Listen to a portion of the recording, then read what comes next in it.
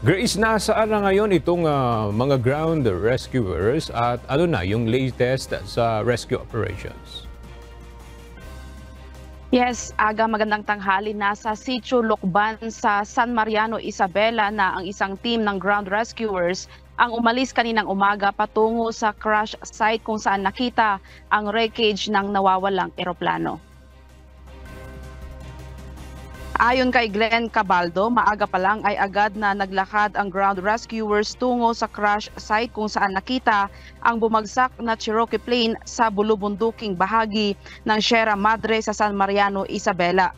Aniya, nasa Sitio Lokban na raw ang isang team na kinabibilangan ng Philippine National Police Isabela, Bureau of Fire Protection, Philippine Army, Palanan LGU at ilang katutubo na sumama sa search and rescue team operation. Naglakad naman yung mga rescuer namin kaninang umaga pa. So itong isang team ng mga rescuer, nagbato sila ng nila ngayon na mula dun sa crash site is nasa 5 kilometers na lang yung layo. Hamon sa ground rescuers ang tarik ng mga bundok na kanilang tatahakin at ng lalim ng mga ilog na kanilang madadaanan sa bahagi ng Sierra Madre.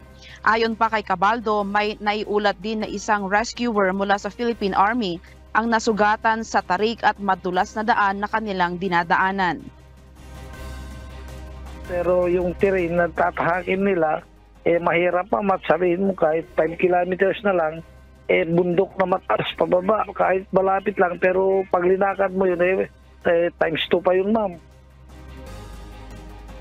Dagdag pa ni Cabaldo na hindi rin nakisama ang panahon dahil sa mahamog at maulap, kaya hindi makapagpalipad ang Philippine Air Force ng helicopter para mag-drop ng para-jumper upang mas mabilis na makarating sana sa crash site ng eroplano. Sa ngayon ay patuloy tayo nakaantabay sa magiging development nitong natagpo ang eroplano sa may bulubunduking bahagi ng San Mariano, Isabela. Sa ngayon ay palaisipan pa rin sa mga otoridad kung ano ang kalagayan ng piloto at pasaherong sakay ng nasabing Cyclone aircraft. Yan muna ang balita mula dito sa Baguio City. Balik sa iyo, Aga. Maraming salamat, Grace Flores.